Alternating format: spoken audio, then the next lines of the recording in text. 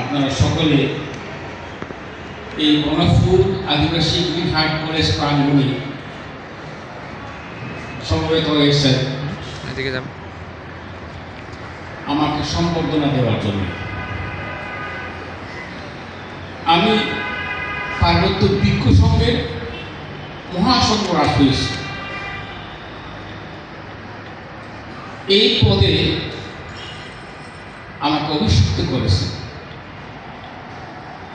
আজকের এই অনুষ্ঠানে আমার শ্রদ্ধেয় রেক্টর তরুণকান্তি বড়ুয়া, শ্রদ্ধেয় অধ্যক্ষ ডক্টর সঞ্জয় কুমার ধর,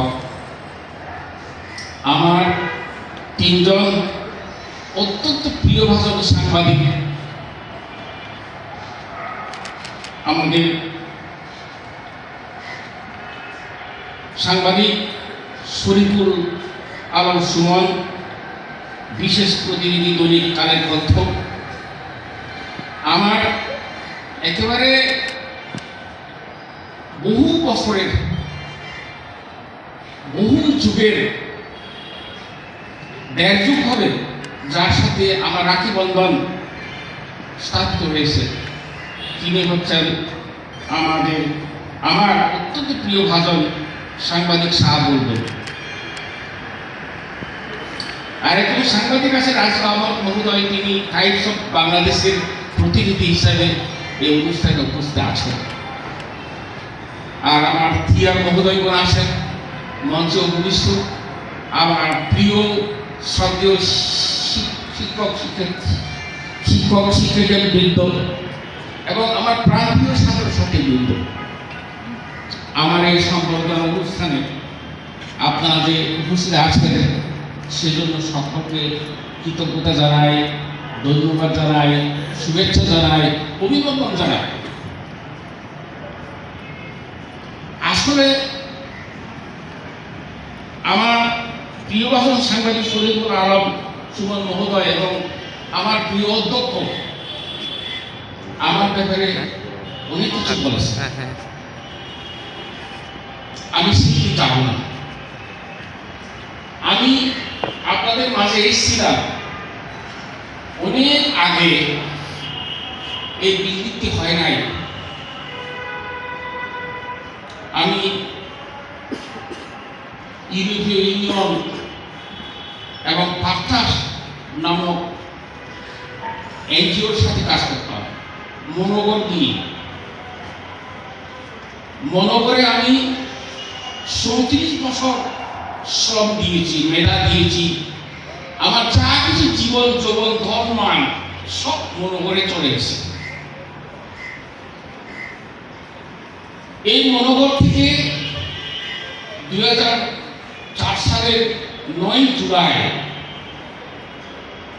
এই বিল্ডিংয়ে আমি বনফুল আদিবাসী গ্রিনহার্ট স্কুল অ্যান্ড কলেজ প্রতিষ্ঠা করেছি একটি ট্রাস্টি গঠনপূর্বক। এই কলেজটি ট্রাস্ট কর্তৃক পরিচালিত প্রতিষ্ঠিত একটি প্রতিষ্ঠান বিদায় আমি এখানে গভর্নিং বডির সভাপতি হিসেবে কাজ করে যাচ্ছি। আপনারা দীর্ঘ 21 বছর ধরে এই কলেজের সাথে ওতপ্রোতভাবে দরদ দিয়ে, ভালোবাসা দিয়ে, অন্তর দিয়ে, সমস্ত উদার করে দিয়ে যে এখানে কাজ করছেন। আমার চিন্তা চেতনা, ধ্যান ধারণা, মেধা এবং অনুশীলনের সাথে ওতপ্রোত সম্পৃক্ত রেখে যে কাজ করছেন, এই জন্য আপনাদের ধন্যবাদ জানাই। আমি আসলে বৌদ্ধ ভিক্ষু হলেও বাউলদের বক্তব্য বুঝেছেন। মাঝে মাঝে আপনাদের সাথে যখন কথা বলি তখন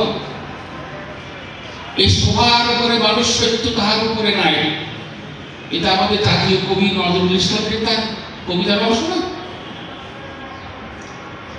আরেকটি কথা আমি আপনাদেরকে বলি, মানুষ ভজলে সোনার মানুষ পাবি, মানুষ ভজলে সোনার মানুষ কবি। আমি দীর্ঘ 1974 সাল থেকে মানুষের জন্য কাজ করছি। আদিবাসী জনগোষ্ঠী আপনারা জানেন 10 পাশাপাশি 11-12টি জনগোষ্ঠী সেখানে আছে। তাদের জন্য আমি অনেক কাজ করেছি, এগুলি ফিরিস্তিতে আমি দিতে চাই না। কাজ করেছি আমি ইউরোপীয় ইউনিয়ন এবং বাংলাদেশের প্রধান নেতা। আমি একটি এনজিও করেছি, সেই এনজিওটির নাম নগর। দীর্ঘ 20 বছর এই এনজিওর মাধ্যমে আমি 3 পার্বত্য জেলায় কাজ করেছি। এক ক্লাস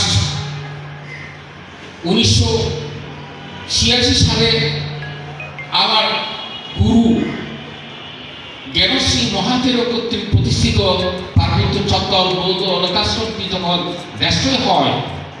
ধ্বংস হয়, আমার অগ্রজ দেখেছেন বোধহয়, শশককে দেখেছেন কিনা জানি না, তিনি বিমলেশ্বর মহাতের মহোদয়, তিনি বাংলাদেশ থেকে চলে যান। যাওয়ার সময় আমাকে বলেন, প্রজ্ঞানন্দ তুমি বাংলাদেশে থাকো, আমি অন্য দেশে চলে যাচ্ছি। অন্য দেশে গিয়ে তিনি বিরাট প্রতিষ্ঠান করেছেন কলকাতা রাজারহাট নিউ টাউনে 11 একর জায়গার উপরে। এটার পরিমাণ মাত্র 80 শতক, একদম ক্ষুদ্র। যেখানে 11 একর আর 80 শতকের মধ্যে পার্থক্য কিন্তু তুলনামূলক বিশ্লেষণ করা যায় না। তিনি সেখানে একটা বুদিচারিয়া সিনিয়র সেকেন্ডারি স্কুল করেছেন, স্কুলের কলেজ, বিরাট এলাকা। ওইদিকে আলিয়া বিশ্ববিদ্যালয়, এইদিকে ভারতের কর্ম যজ্ঞের ঠিকানা। আলিয়া বিশ্ববিদ্যালয় বিরাট ব্যাপার, যেমন একটা বিশ্ববিদ্যালয় একই বাউন্ডারি, ওইদিকে আলিয়া বিশ্ববিদ্যালয়, এইদিকে ভারতের কর্মযজ্ঞ। ওইরকম প্রতিষ্ঠান আমি এখানে তৈরি করতে পারিনি, এটি তার সৌভাগ্য। আমি তার নগণ্য কর্মযোগী হয়ে আপনাদেরকে নিয়ে আমি আমার স্বপ্ন সম্ভাবনার বীজ বপন করতে চাচ্ছি এখানে। সেটি হলো, মানুষ ফসলে সোনার মানুষ পাবে, মানুষ ফসলে সোনার মানুষ করবে। কিন্তু এখানে একটা প্রশ্ন রয়েছে, আমি কতটুকু সোনার মানুষ হতে পেরেছি এই বিষয়টি নিয়ে আমি সাংঘাতিক ভাবিত, চিন্তিত এবং শঙ্কিত।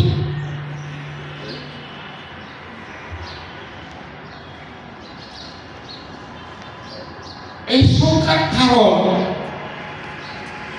আমার সাথে যারা সম্পৃক্ত রয়েছেন, সাংবাদিক থেকে শুরু করে শিক্ষক শিক্ষিকা মন্ডলী আপনারা যারা আছেন, এই মুহূর্তে আমার সংখ্যার কারণটা কি, আতঙ্কের কারণটা কি, সেটা আপনারা জানেন।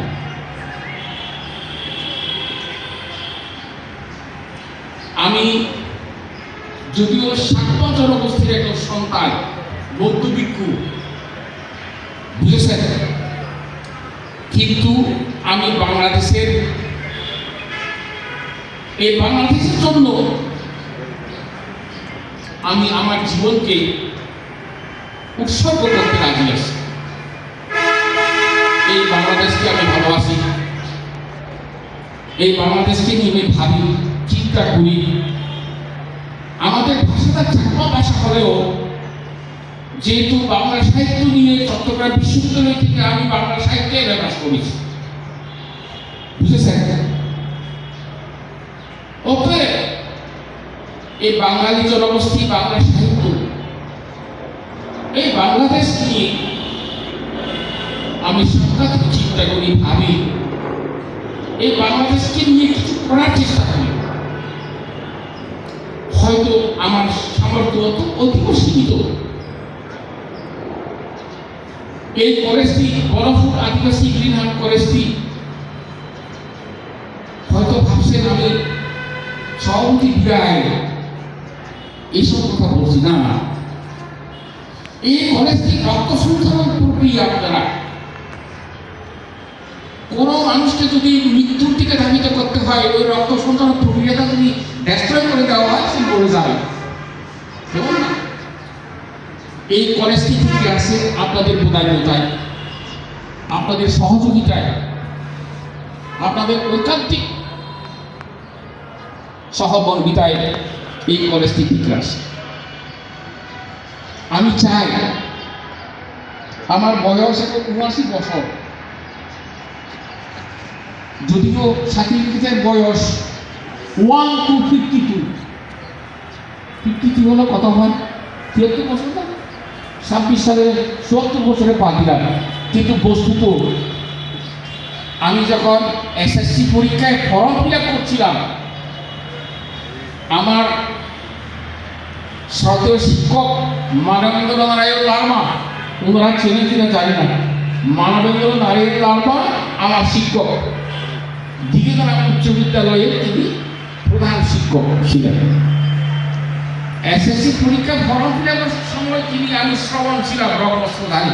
তিনি জিজ্ঞাসা করলেন, মা শ্রবণ তোমার বয়স কত? স্যার আমি তো জানি না, কেউ লিখে রাখি নাই আমার বয়সটা। তিনি আমার অবয়ব দেখে, চেহারা সুরভ দেখে আমি তো বুড়িয়ে গেছি। তখন ৭-৮ বছর বয়সে আমি প্রাইমারি স্কুলে গেছি, বুড়িয়ে যাবো না, বুড়ো হবো না। তিনি আমার সব কিছু দেখে আরেকটু চিন্তা করেছিলেন যে আমি যদি এসএসসি পরীক্ষার পর এমএ পাস করার রংবস্ত্র চেক করে সরকারি চাকরি গ্রহণ করি, তখন তো সরকারি চাকরিতে বেশি দিন থাকতে পারবো না। বিদায় তিনি আমার সম্পর্কে ৭ থেকে ৮ বছর কমিয়ে দিয়েছেন। বুঝেছেন? এরকম ঘটনা অনেকের হয়েছে, আমি জানি না, কিন্তু আমার বেলায় এরকম ঘটনা ঘটেছে। তো সেই দিক থেকে দেখতে পাচ্ছেন আমি প্রায় ৭৯ বছরের দৌড় গোড়ায়, সামনের ফেব্রুয়ারিতে আমি ৮৯ বছরে পা দেব। অতএব কতদিন, কত বছর আপনাদের মাঝে আমি থেকে থাকবো, এই বিষয়টি নিয়ে আমি ভাবিত, শঙ্কিত, চিন্তিত। তবে একটি ভালো কাজ আমি করেছি। আমার এই যে সদ্য সাংবাদিক বুলবুল সাহেবের দায়িত্বতায়, বুঝেছেন, ইয়া মোতা একটা জীবনী গ্রন্থ আমি সাথে যাচ্ছি, মুদ্রণ করতে যাচ্ছি। সেখানে সমস্ত ইতিহাস রয়েছে, সমস্ত ইতিহাস সেখানে ধারণ করা আছে। আমি আশা করি আগামী ফেব্রুয়ারি মার্চের মধ্যে ওইটি প্রকাশিত হবে।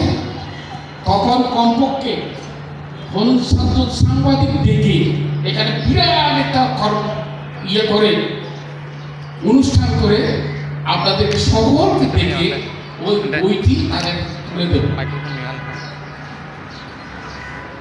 এখন কথা হলো, আজকের এই সংবর্ধনা একজন বৌদ্ধ ভিক্ষু।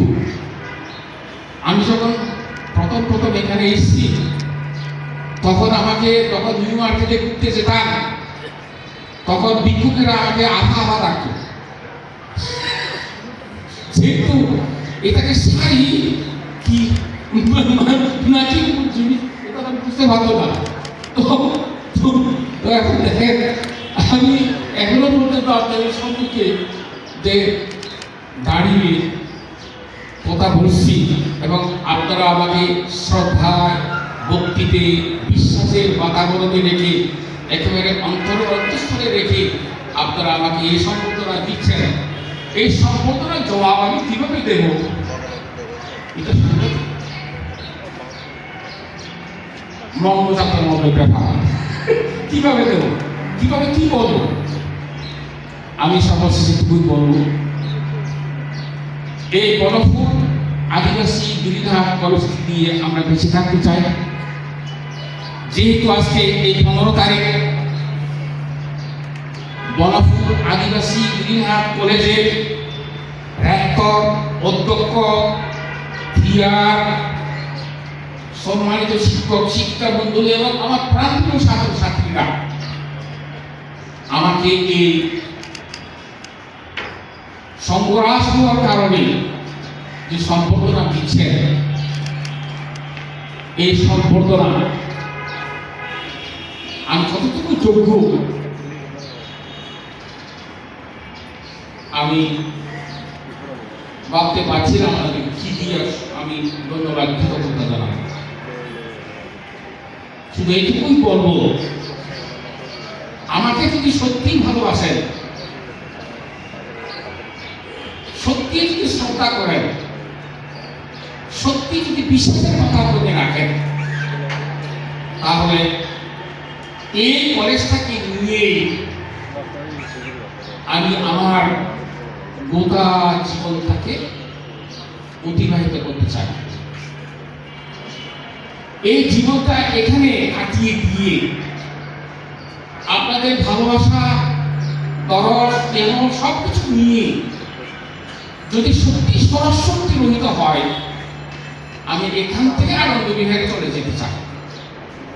আনন্দ বিহারে উনি দেখে এসেছেন, মতিয়া খান ওনার বড় কর্তা সহ আমার মধ্যে তিনি দিয়েছেন। আনন্দ বিহারতে এত সুন্দর, স্বর্গের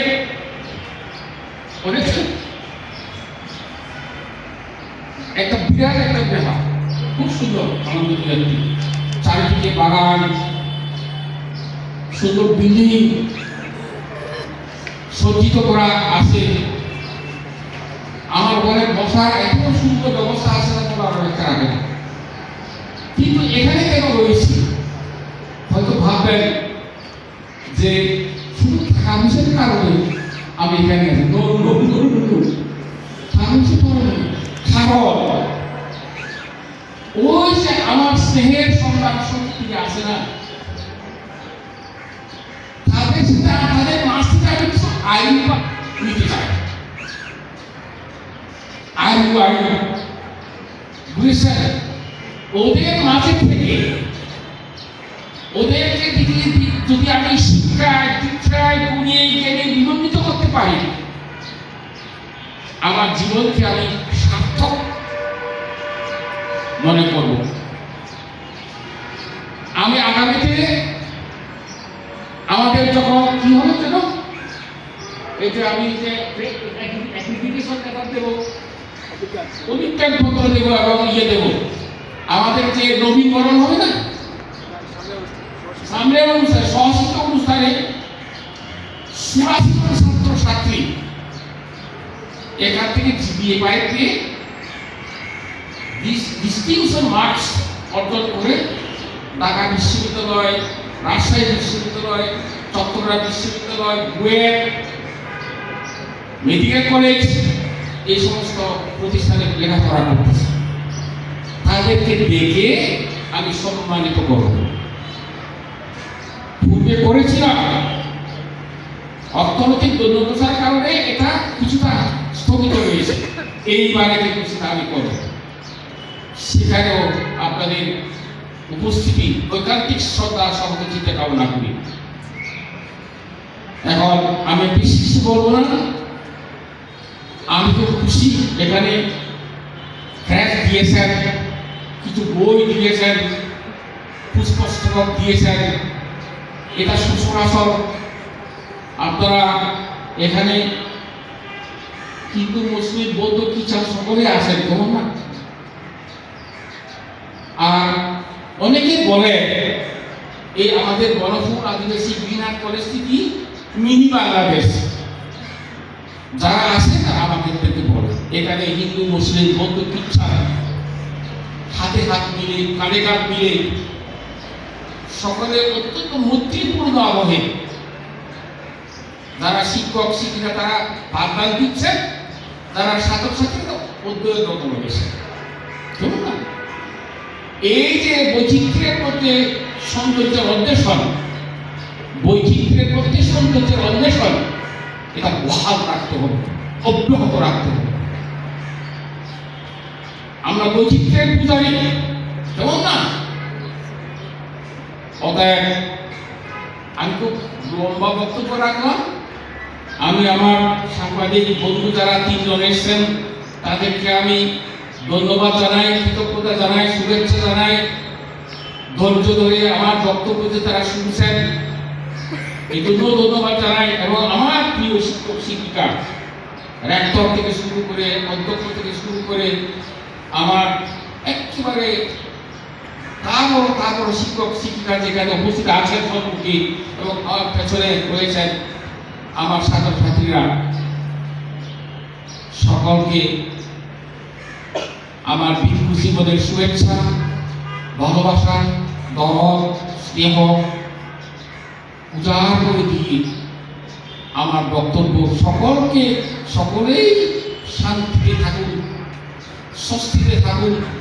এই বৈষম্য বিরোধী আন্দোলনের মধ্যে যে বৈষম্য কতটুকু দূরীভূত হয়েছে আমি জানি না,